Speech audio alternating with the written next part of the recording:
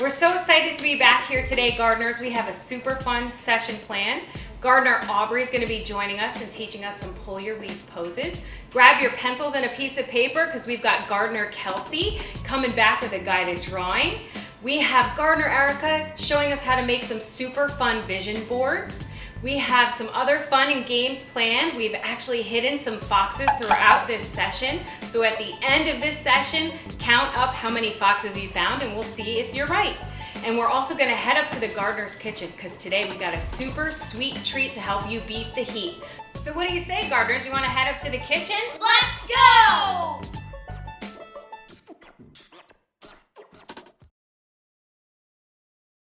Hi gardeners, welcome to our kitchen. We are so excited to share one of our favorite summertime sweet treat recipes with you today. So first, gardeners, you need 32 ounces of Greek yogurt. You can use plain yogurt. Today we're using vanilla. We also took 3 cups of our favorite berries and we divided them equally into 2 bowls.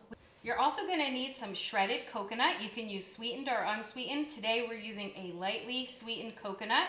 Then we're also gonna mix in 2 tablespoons of strawberry jam, or you can even melt down some strawberries on the stove. Okay, first up, gardeners, we're gonna add our yogurt to a big mixing bowl. All that yogurt in there. Now, Gardener Anna's gonna mix in the 2 tablespoons of strawberry preserves. This will turn your yogurt mix into a different color. All right, so now, Anna, we're gonna gently fold in these berries, half of the berries. And when we say fold, gardeners, it's just kind of like rolling the yogurt on top of itself. Like this. So you don't kind break of up the berries. You kind of cover the berries in yogurt and then you slowly make sure they don't get squished. Okay, gardeners, so you're gonna need a cookie sheet with some parchment paper on top. And you're gonna take your beautiful yogurt mixture and you're just gonna dump it right on the parchment paper. The beautiful thing about bark is it kind of looks messy and fun. So there really are no rules to making it look beautiful because it kind of takes its own shape when you smooth it out on the cookie sheet. So I'm just gonna take my spatula and I'm gonna just make it nice and even. All right, gardeners, now that we've got a nice shape and we've smoothed it out on our cookie sheet, Gardener Aiden is gonna make this look extra beautiful and he's gonna take the leftover berries and he's gonna gently place them on top of the bark, just with little handfuls at a time. Beautiful. All those berries are in season. They're juicy and bright. Fresh from New Jersey. You would never know this is a healthy treat, gardeners. We're gonna take our yummy shredded coconut and we're just gonna sprinkle that right on top. This is optional. I happen to really like the shredded coconut, but this is optional though. It is optional. You could do toasted almond. You could do maybe some mini chocolate chips. Ooh.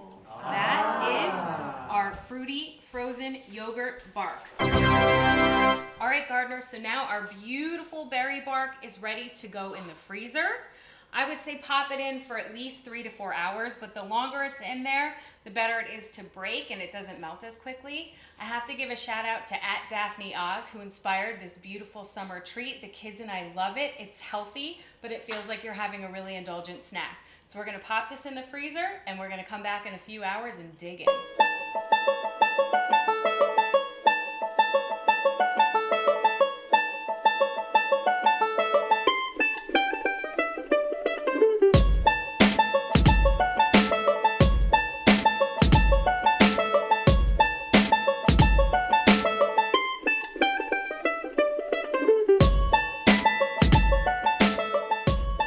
Hey gardeners, hope you had fun in our kitchen making that super sweet treat. You just earned yourself a frozen yogurt berry bark badge. Hey gardeners, are you ready to do some pull your weeds poses with Gardener Aubrey?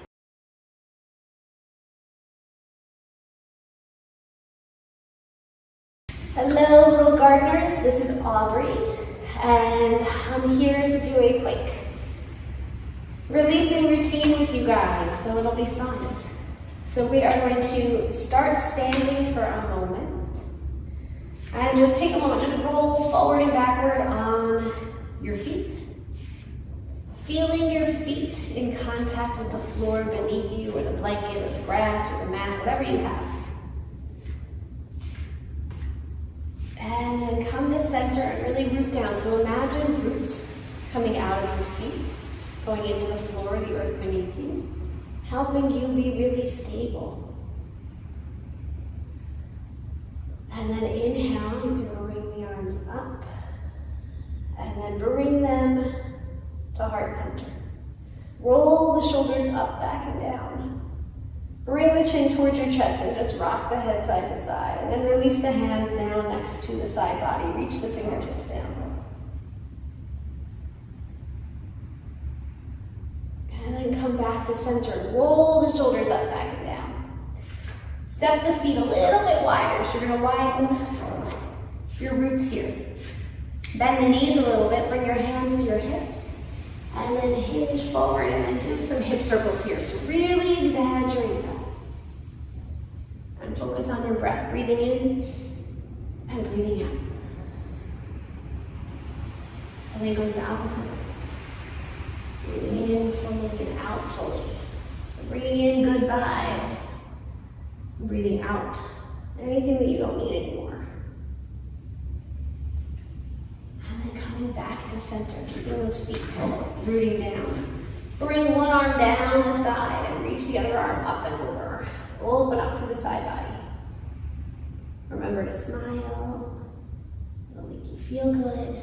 Come up to center, reach down the opposite way. Reaching over. And then come back to center. Keeping the knees bent. We're going to flop our arms and twist our body side to side. So have fun with it. Flopping and flopping. Remembering to keep breathing in the good stuff. Bringing in those good seeds. Planting those seeds of positivity. And as you breathe out, if you've got some bad thoughts or some worries or some stress, pull those weeds right out and send them away. So as you exhale, maybe you make a sound and you let those weeds, that worry, that stress, come right out of the body, come right out of the mind, leaving you. And then as you breathe in positive thoughts and new seeds that you plant into your mind.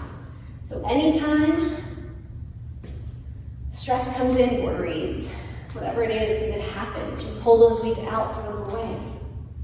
And then inhale and plant new positive seeds. And then come back to center. Bend the knees, and you're going to hinge forward here. Drop the fingertips down towards the mat and sway side to side and release the tension. Maybe you imagine the fingertips on the mat running through the grass or the sand or some happy place that you're in.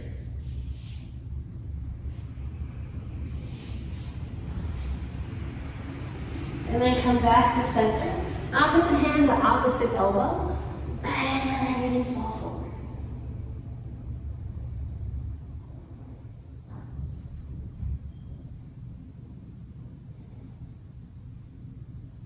And then when you're ready, release the fingertips towards the mat. Bring the feet down and come all the way up. Maybe bring the arms up again. Bring them to the heart. Step the feet back together. Smile. It was nice to practice with you today.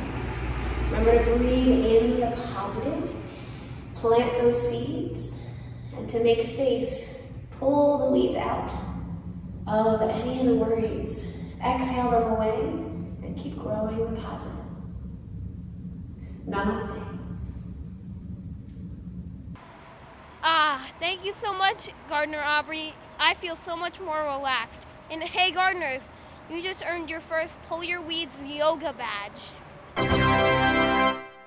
Okay, gardeners, now we're going to check in with Gardener Erica. She's going to teach us how to set positive intentions while she teaches us how to make vision boards.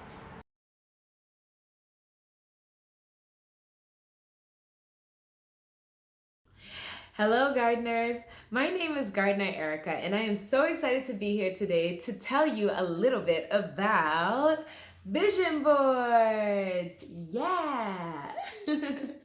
So for those of you who don't know what a vision board is, I'm gonna tell you.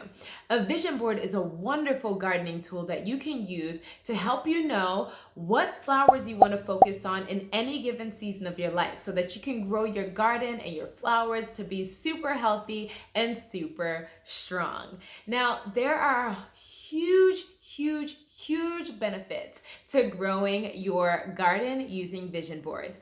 One of my favorite ones is that it helps you know which flowers you want to focus on growing. The second reason why I love vision boards so much is that they help you know which seeds, what kind of seeds you should be planting and where you can look for them, and also how you can focus your energy and your attention on nurturing your soil so that when your flowers pop up, they pop up super strong and healthy. And the third reason why I love vision boards so much is that you get to use your creativity however you decide, and in a way that helps you grow a super healthy and beautiful garden that flourishes with all of the flowers that you've decided to grow. Okay, so I hope you guys stay tuned and you keep watching, because I am going to share with you how to create your vision board. So the first thing you want to do in creating your vision board is to get a poster or a piece of paper and have that handy. Put it over to the side, because the second thing we're going to do is we're going to go through magazines, books, or even online, if that's something that you want to do, to look through images that seem like they would go with the type of flowers that you're looking to plant. Whatever it is that you envision or that you'd like to create in the next week or the next month, or maybe even within the next year, look through books, look through magazines, and look online to find images that correspond or relate to the type of flowers that you're looking to grow.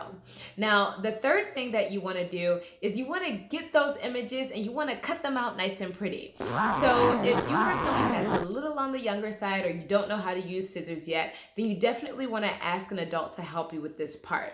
Cut out around your images so your images are nice and pretty, because then we're going to be using those same images to plant your seeds. And when we talk about planting your seeds as it relates to a vision board, we're basically just talking about the fourth step: gluing all of those images down on your poster. So that poster or that piece of paper that you put to the side earlier, you're gonna bring that back and you're gonna take all of your seeds, which are your images that relate to the flower that you're looking to grow, and you're gonna plant them however you like all over your vision board, okay? That's the really fun and creative part. Also my favorite. Then the fifth and final thing you're gonna do is that you're gonna put your vision board on display. Hang it up with pride, put it somewhere where you'll see it every day, and somewhere where you will always be reminded of the type of flowers that you're looking to grow in this season of your life. And I know I said that the last part was the final piece, but really this part here is the final piece. Give yourself a high five and a pat on the back, because you've done an amazing job and you've created this awesome new tool that you can use to garden and pull your weeds and also focus on your seeds and the flowers that you are looking to plant in this season. And I hope that you guys enjoyed this activity and that you do it with a friend or a family member that helps you work through your weeds, grow your flowers, and plant your seeds in a way that brings you immense joy. Until later, I hope that you guys have a great one. Talk to you then. Bye. We had so much fun making vision boards today. Thank you, Gardener Erica. We would love to see the pictures of your vision boards. If you want to send us the picture of your vision boards, email us at flowers@urgardener.com. Gardeners, you just earned the vision board badge. Hey gardeners, grab a pencil and paper, because you're about to do a guided drawing with Gardener Kelsey. Hello gardeners! Who is ready to grab a pencil and a paper or a marker, whatever you have laying around, and get started on today's guided drawing? Today we're going to be drawing one of my favorite characters from the book, Birdie. So first things first, I'm going to have you draw kind of an upside down U on an angle. This is going to make the top of Birdie's head. Then you're going to take your marker and make a bunch of little jagged marks kind of like upside down grass or something along those lines. That's going to be a big thing we do today. Then you're going to take your marker and make a big kind of question mark shape and put jagged back and forth marks at the bottom of that. Those are going to make the bottom of our feathers. Finish out that shape with a few more jagged marks, and then go right below and make a few more up and down movements. They can be all different heights. It doesn't matter. Every bird can be different. Do another line right on top with even more. And then you're going to take your marker, a few extra little jagged marks at the top if you want to, and pull the line straight down to make the belly. Last final touches, a small carrot-shaped shape to make the nose, a nice big circular eye, and then 1, 2 straight lines, 1, 2 straight lines to make the legs. You can make little 3-toed flower tulip shapes for the feet and a squiggle for some land, and that's all it is. Now's the time to get creative. Color in Birdie, give him accessories or give her hairstyles, whatever you want. Make it fun, make it your own. Way to go, gardeners. Thank you so much, Gardener Kelsey, for teaching us how to draw birds. Make sure to send us your birds at flowers@youaregardener.com. You also just earned your bird drawing badge. Gardeners, did you hear that? I think that's the Weeds to Seeds phone. I better get over to Hello Gardeners HQ. All right, gardeners, right now I'm walking into Hello Gardeners HQ. I wonder what today's Weeds to Seeds story will be. I'm sure whatever it is going to be exciting and inspiring. Hi, I'm Gardener Anna reporting live from Hello Gardeners HQ.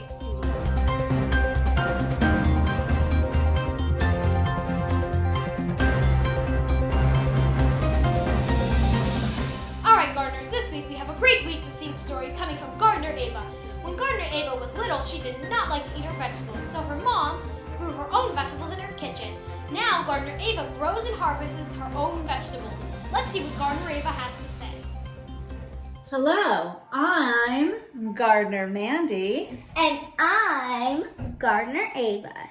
And this is our tower garden. Woohoo! I was not a so-called fan of vegetables. And then we got the tower garden. Woohoo! And I started to like vegetables more. Now, do you want to know what my favorite food is? Broccoli! We even have broccoli greens growing from this. So We have this garden inside or outside. And you can get all kinds of seeds. For example, we got some kale. We got some sweet basil. When we first got the tower, I started being a lot more healthy after we got the tower. And two is it's kind of therapeutic, it's right? kind of, yeah, two things. It's a lot. It's a little Relaxing for our therapeutic brains. vegetables because sometimes your kids won't usually eat them. Right, you don't want them to go to waste. See ya later. Have a vegetable-licious day. From weeds to seeds to, in our case, vegetables. Thank you, Gardener Ava, for sharing your Weeds to Seeds story with us. Wow, that tower garden is super cool. If you would like to share your Weeds to Seeds story with us, email us at flowers@youaregardener.com. Thank you for sharing your story with us, and thank you for tuning in this week, gardeners. Hey, gardeners, do you know what a weedometer is? Well, Gardener Shanna's going to tell us all about it. Hello gardeners, I am so excited you're joining me today because I have a very special gardening tool I want to share with you. You see, when Gardener Aiden and Gardener Anna and I pull our weeds and we talk about the things that make us feel sad or scared, we don't always feel better right away. So we came up with what we call a weedometer. And you can make one of these at home. All you need is a piece of paper and something to write with. And what you're gonna do, gardeners, is you're gonna write all those words for weeds that you kind of feel, every now and again, like sad, scared, mad, frustrated, overwhelmed, left out, lonely. The list goes on, gardeners. Whatever words you kind of feel like you relate to, you can put those on one side of your paper. Then you can draw a big fat weed in the middle. On the other side, gardeners, we like to put all our gardening tools that we use to help us feel better. So some of the things we like to do around here when we have a weed and we don't always feel better right away, some of the things we can do to make ourselves feel a little more joyful. We like to take a walk, listen to music, play a game, do a craft, take deep breaths. You see, gardeners, there's a lot of things you can do to help yourself feel better. And what they do is they help you kind of not look at your weeds so much. They help you turn around and see your flowers. And that's what we're all about, gardeners. We're all about getting those weeds out of the garden and seeing our flowers. Thanks so much for tuning in, and I'll see you next time. Bye. All right, gardeners, you just earned your Weedometer badge. All right, gardeners, did you find all the foxes we hid in today's session? Did you find the fox when we were making the berry bark? Because he was right here. Did you spot the fox when we were making our vision boards? He was right here. Did you see our fox hiding in Gardener Aubrey's studio? Well, he was right there. When Gardener Kelsey was teaching us to draw birds, did you spot him there? He was right there. Did you find our fox when we were getting inspired in today's Weeds to Seed story? He was right over there hiding. Did you find all 5 foxes today? You earned your Fox Finder badge. Thank you for joining us today, gardeners. We hope you had a lot of fun. We'll see you next time on Camp Hello Gardener!